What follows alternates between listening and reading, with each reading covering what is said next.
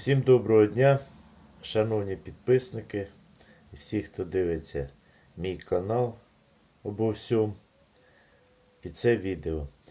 Сьогодні я хотів вам продемонструвати одну китайську безділушку від храпу.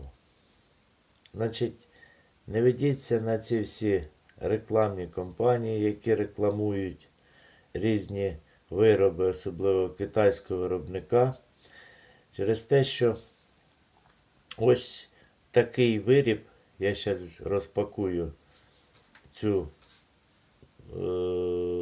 ігрушку, так сказати, для дітей, і продемонструю вам, що собою являє цей прибор. Значить, я виписав собі, так як останній час я почав сильно хропіти, море відпочити, і проблем було дуже багато. Тобто, хто хропить по ночам, той повинен знати, нікуди не поїхати в гості, нічого. І от я вирішив купити оцю пізділушку китайську в аптеці. От стоїть вона у нас на Україні 160 гривень. Ну, результат 0. Я зараз вам продемонструю. Ось я розпакував цю ігрушечку для дітей. Ви бачите, вона дуже привлікає всіх, а як результат 0. Бачите, ось зроблена вона. Такі силіконові вставні канали, їх треба вставляти вниз. От. Ну, звичайно, я в коментарях вичитав отзиви, і один дід пише, що так, я не хропів, бо я всю ніч не спав у цій ігрушці. Дійсно, воно заважає, в кого сон не кріпкий, спати не буде, через те, що інородне тіло в носі дуже неприємно. Ну, задум, ви знаєте, непоганий.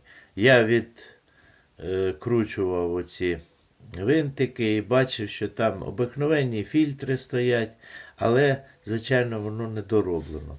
Тобто, коли ви вставляєте вниз, то, звичайно, легше дихати набагато носом, але весні, коли спите, особливо хто хропить, значить відкривається рот і храп проходить через рот. Тобто цю проблему треба лічити тільки медикаментозно. Я так вважаю. Не ведіться на ці всі реклами, нічого не поможе. Краще зверніться до лікаря і рішіть цю проблему раз і назавжди. Ну все, шановні, не обіцюйте, що я зняв таке відео, але хочеться берегти ваші гроші і щоб ви не купляли цієї фігні, яка не дає ніякого результату.